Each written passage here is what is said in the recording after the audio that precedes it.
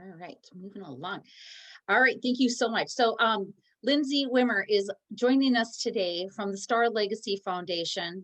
Star Legacy is a nonprofit organization that Lindsey and her mother started back in 2004. I have a little bit of a background for her, but she's also, I met her too at the bank. She was one of my clients there, and nothing like what happened with Willie ever happened with Lindsey. But anyways, we became good friends, and the more I found out about Star Legacy, the more it touched my heart. Lindsey will share more about her personal experiences and why she started the foundation, and in just a few minutes. But I also wanted to mention as well that Lindsey holds a BS degree in nursing from St. Catherine University and an MS degree in pediatric nursing from the University of Colorado. She's certified as a pediatric nurse practitioner with experience in pediatrics, obstetrics, emergency medicine, primary care, and public health settings, and has been on the nursing faculty for St. Catherine University in St. Paul. Lindsey has her husband, Trent. They live in Eden Prairie with 3 beautiful living children, Grant, 15, Bennett, 13, and Austin, 10, I think, all who I've met, and I can't believe that they're that old. Trent, their children and their extended family are involved with the organization as active volunteers. So Lindsey, why don't you go ahead and unmute yourself and start giving us your presentation regarding Star Legacy. All right. Okay, Lindsey, I'm going to stop my share, and then you can share your screen. Okay. All right.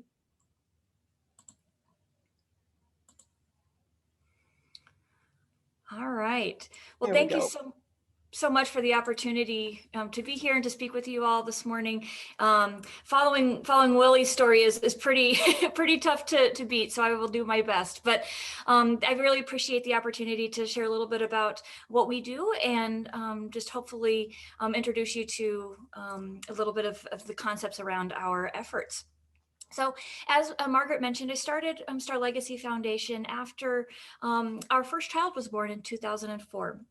My husband and I were, young professionals. I was super excited about starting our family. And after a very uneventful pregnancy, we, at 38 weeks, 2 weeks before our due date, we went into the doctor to be told that our son no longer had a heartbeat and would be stillborn. And this, remains the absolute worst day of my life, because nobody anticipates or expects that their introduction to parenthood will end in such a horrific way. And I certainly was very unprepared as well. A lot of my issues with my grief was complicated by the fact that I am a health professional, and I couldn't believe that after 4 years of undergrad and 4 years of graduate school and all my times in the hospitals and all kinds of settings, how did I not know how often this was happening, and how did I not know that healthy babies with healthy moms and healthy pregnancies could end so horrifically, and yet it happens all the time. It's a very ironic situation that I myself felt very alone, and that's something that we hear from families over and over again, is that these parents feel very isolated. They feel like I must be the only one that this has ever happened to.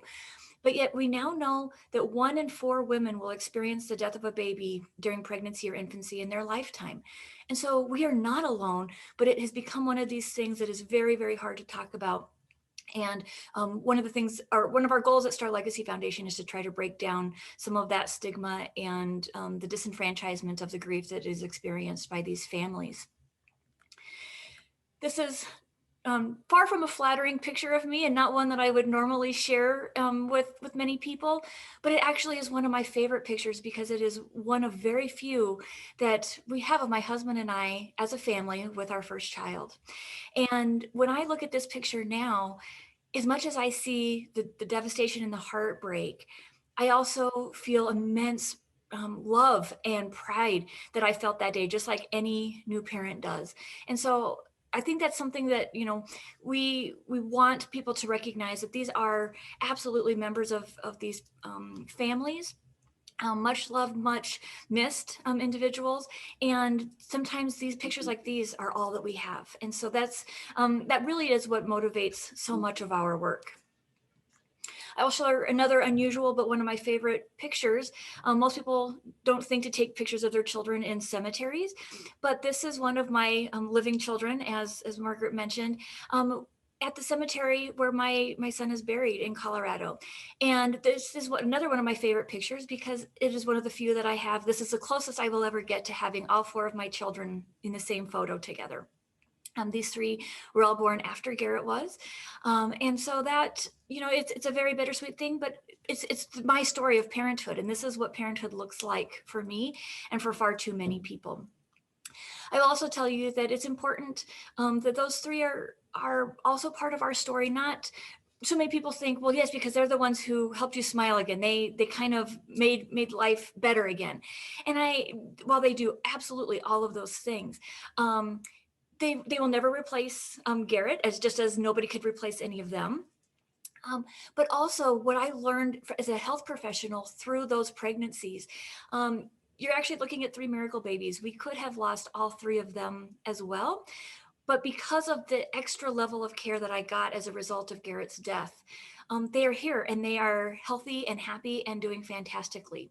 But that was really what kind of gave us the motivation to try to do what we could with Star Legacy Foundation, because their pregnancies and deliveries showed us that we can do better and that these deaths are not inevitable, and that if every pregnancy got the level of care that I did with my subsequent 3 children, it's amazing what we might be able to do for prevention. So that is kind of my story and how I got into this. I say this is kind of the melding of my professional and my personal lives, but they all are just kind of one passion now. So we started Star Legacy Foundation initially just as a way to raise money for research. I started looking into how I didn't know about these deaths, and I actually found out how little there is out there to know. Particularly in 2004, there was very little information, even on the internet, about stillbirth and any type of perinatal loss. And in the medical research, it was the research that was being done was very scattered around the world and not sponsored by any major state organization. No, there was no federal funding into this at that point at all. So as we got into that, we've grown, and we're actually now the largest nonprofit organization in the United States with a focus on stillbirth prevention and care. We have more than 20 chapters from coast to coast, including here in Minnesota, where we are headquartered. So I just want to share a little bit about some of the statistics that we learned and that motivate us. There are 24,000 stillbirths in the year, every single year in the United States. If we go worldwide, just in the 3rd trimester alone, because many countries around the world don't look at losses before the 3rd trimester. So if we look at 3rd trimester and above, there are 2.6 million stillbirths every year worldwide. In the United States, it amounts to about every 1 out of 160 deliveries. And that doesn't count the estimated 50,000 miscarriages that occur every year in the United States as well.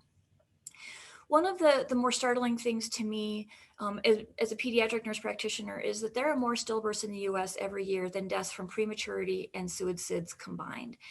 As a health professional, I obviously knew so much about prematurity and SIDS. I've had so many patients, too many to count, that have been impacted by those conditions.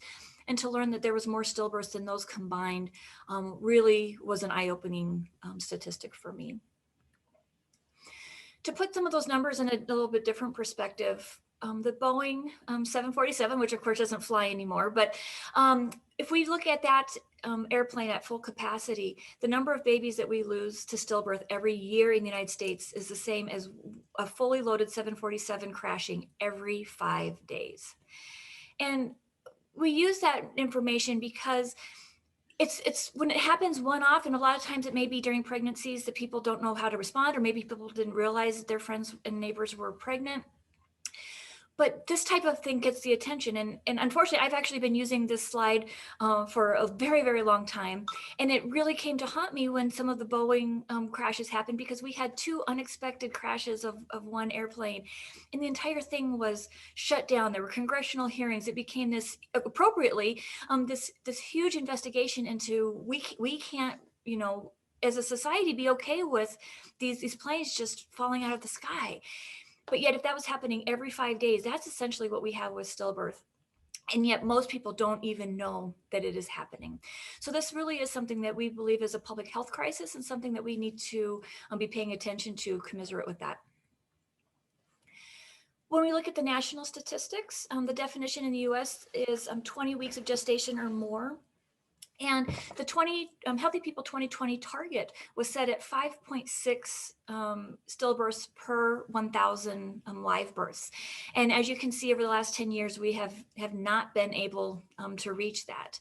So it's been very consistent for many, many years. There's also extreme racial disparity in stillbirth. We know that Black women have stillbirth rates double that of most other women, followed by Native American women.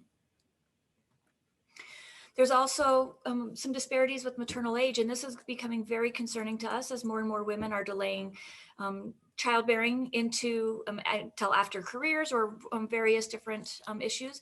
And so as you can see, once we hit that 34-year mark, every year the rate of stillbirth increases. And for those women who are in their later 40s and beyond, the rates really do mimic the rates that we see in the lowest income countries around the world.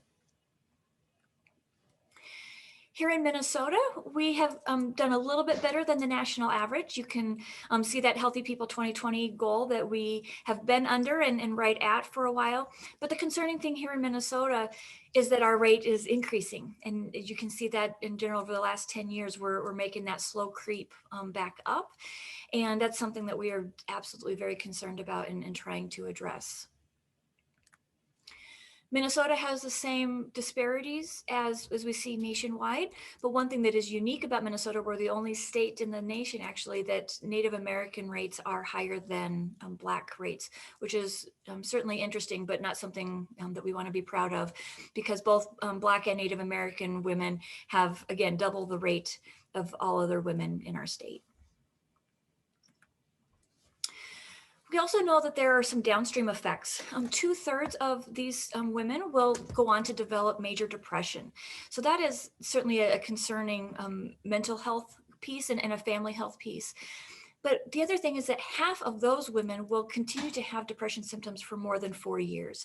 So especially in the medical community or within our society, even if we hear about these things, we tend to think of it as a one-time event, a medical thing that happened, and it doesn't really kind of live with the family or continue on. But this proves that that absolutely is not true.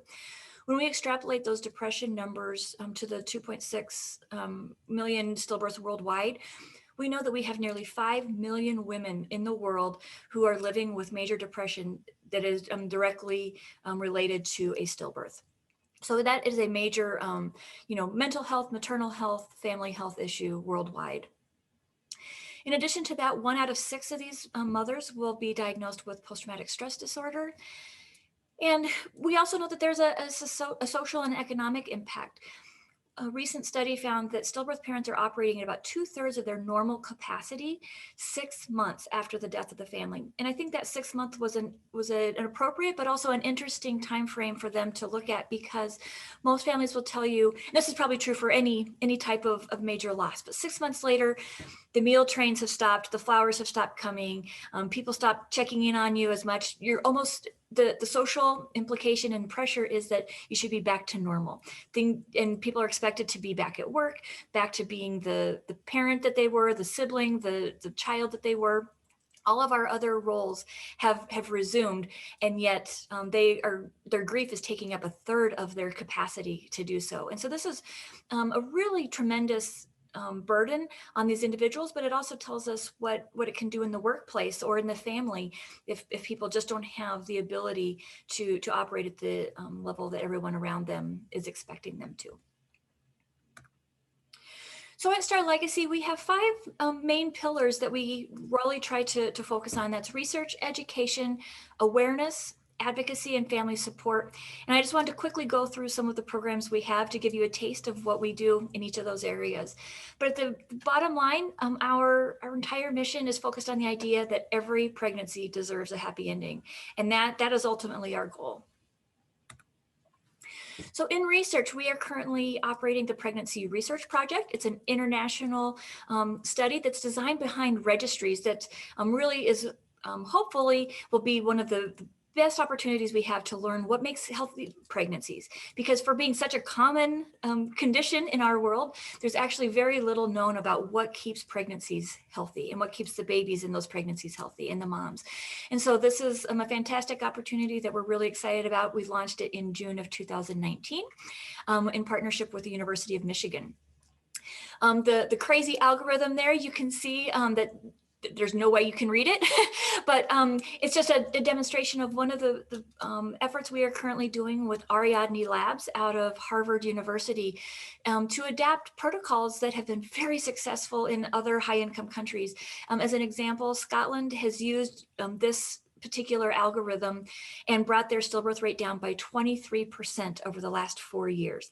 So we are in the process of adapting those algorithms for the US to hopefully be able to implement them here and prove that that type of progress is possible here in the US. We also have implemented a new COVID-19 during pregnancy study, also in partnership with the University of Michigan.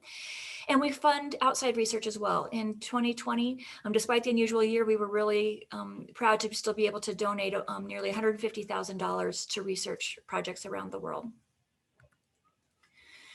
We have a lot of education programs as well. We do health professional education, continuing education around the country.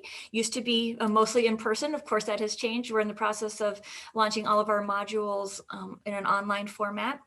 Every other year, we also host a major medical conference that we call the Stillbirth Summit, where we bring international researchers from all over the place to share some of their latest work, but then also to collaborate on how to move the science forward.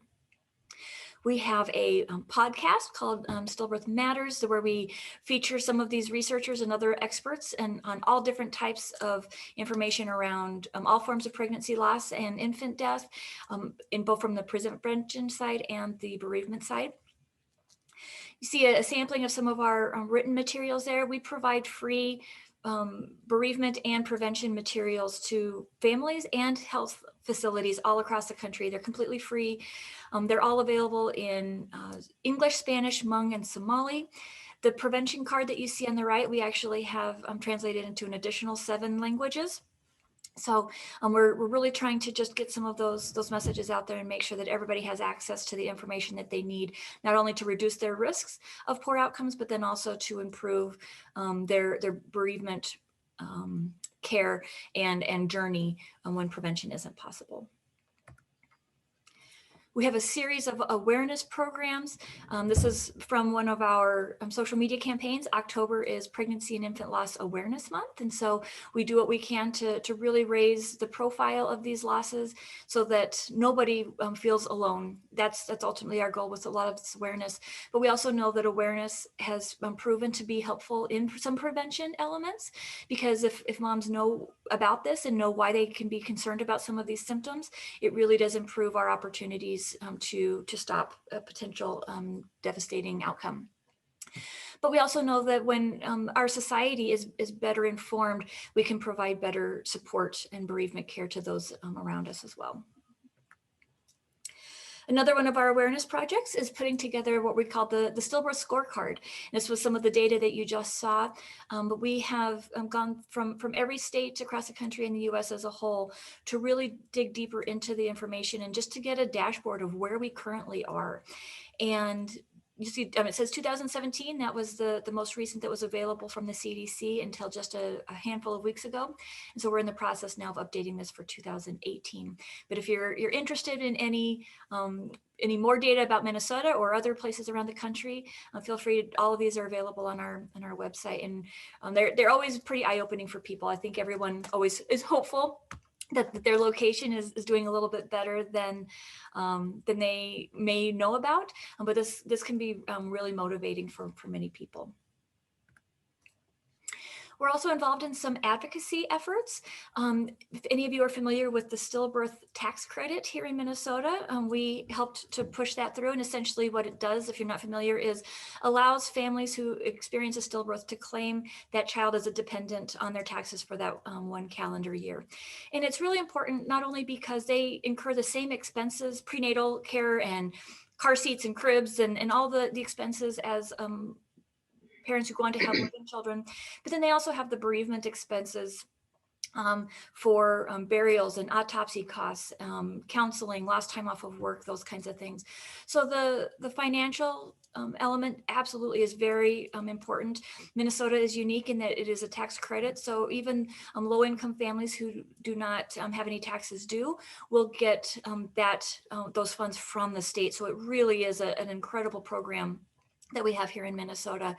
And we have done similar efforts in Michigan and North Dakota as well. There are actually several states right now pursuing the Stillbirth Tax Credit we have it happening in New York, Wisconsin, Ohio, Arkansas, Nebraska, and California. So if you have contacts or colleagues in those places, I ask you to help us spread the word and encourage support for those bills. And there's also a federal version of the tax credit being introduced at the federal level. And actually, Representative Paulson from Minnesota is one of the leading authors on that federal bill. So we're really hopeful to make some progress with that. Additionally, there are currently 34 states, including Minnesota, that offer a certificate of birth resulting in stillbirth. Basically, even just the state acknowledging the fact that these babies existed and that these women gave birth to these babies. And so there are 34 states that currently have that type of documentation, but we are working on some of the remaining ones. So currently our most active effort in that regard is in Washington State. And last but certainly not least, we have a variety of family support programming that we offer. We have a series of virtual support groups. We were actually doing these via Zoom for the last 3 years or so. Up until this time last year, I had to explain to people what Zoom was, but that is no longer the case. And we did that mostly because we do have a national presence, and we wanted these support groups to be available to anybody, regardless of where they're at or their access to childcare or a major metropolitan center or something like that. So we have them for bereaved parents, those who are parenting grieving children, one specifically for dads, one for grandparents, those that are pregnant again after a loss, one specific for coping with infant death and suicides. And then just in February, we were excited to launch a Spanish-speaking group as well. Here in Minnesota, we have a special project that we call the Minnesota Center for Stillbirth and Infant Death. And this is actually done in partnership with the Minnesota Department of Health, where we reach out to every family that is referred to us. Basically, any family that loses a baby during pregnancy or infancy is eligible.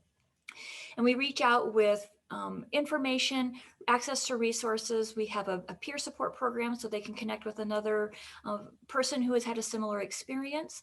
We have case managers who are nurses and social workers who will work with the family to see what resources they might need.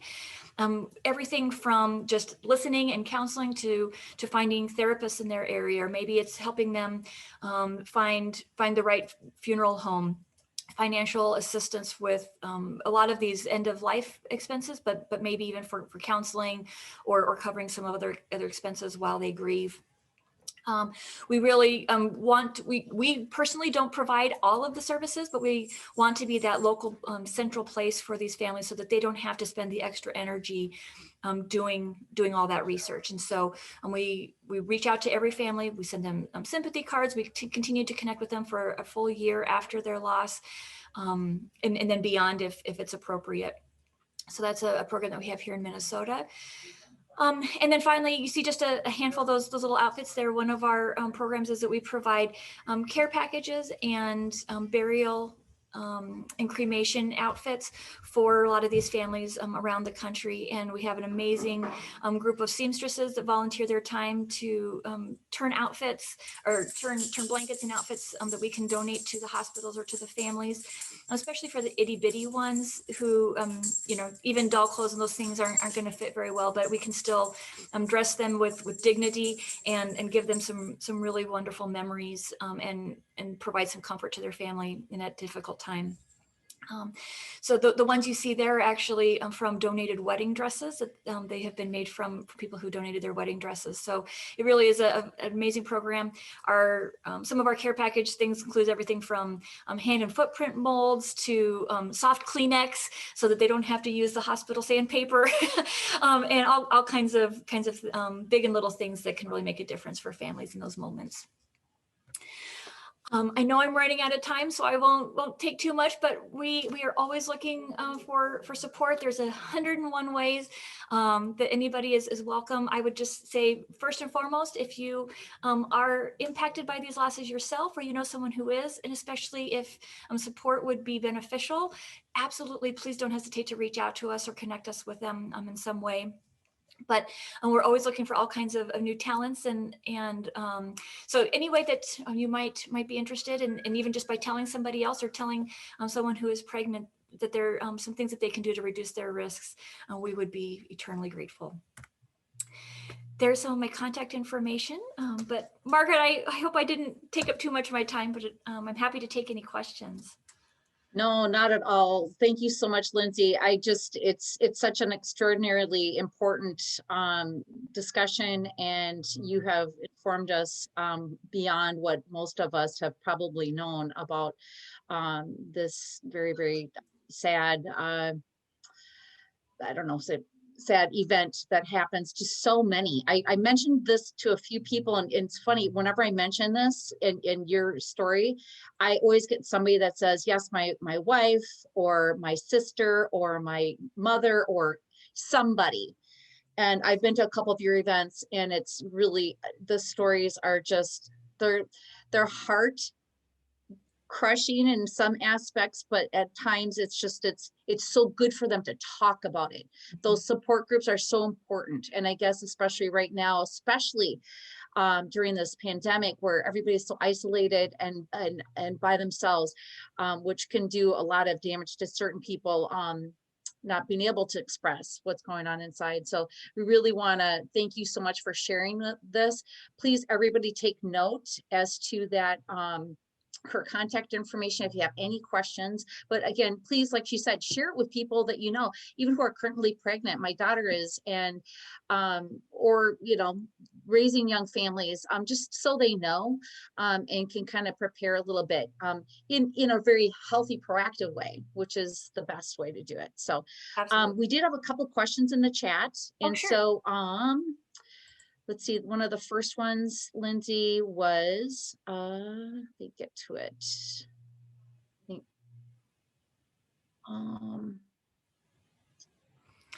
I see one here about the per capita rates from the best states.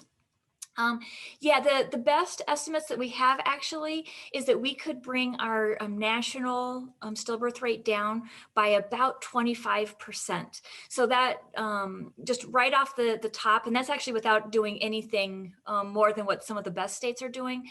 And that would actually right off the top save about 7,000 babies every year. Here's another question. What additional care did you receive in your subsequent pregnancies? Yeah, so actually most of it was more frequent monitoring and more looks. With my first pregnancy, which is very common for most pregnancies, is we had an ultrasound at 12 weeks to confirm the pregnancy and confirm that it wasn't an ectopic and those kinds of things. And then we had another ultrasound at 20 weeks to make sure that anatomically everything was appropriate. And in that case, in most cases when it is, then that really is the end of the ultrasounds unless a problem arises. And so with my subsequent pregnancies, what I was able to do is we did ultrasounds every other week through the third trimester, looking for signs of placental damage or insufficiency, looking at where the umbilical cord was and how it was inserted and how the blood was flowing through it. We measured the baby's growth, because just like in newborns where we track their growth on a growth chart, we can actually learn if a baby is struggling, if they're not growing, or their growth kind of falls off of that growth chart a little bit. But we don't know that if we don't have some of those multiple points to measure that. We also did a lot more what we call non-stress tests, really looking at the baby's heart rate, particularly in response to any contractions that the mom may be having, or different scenarios, and really taking a better look at how the baby is responding to the environment.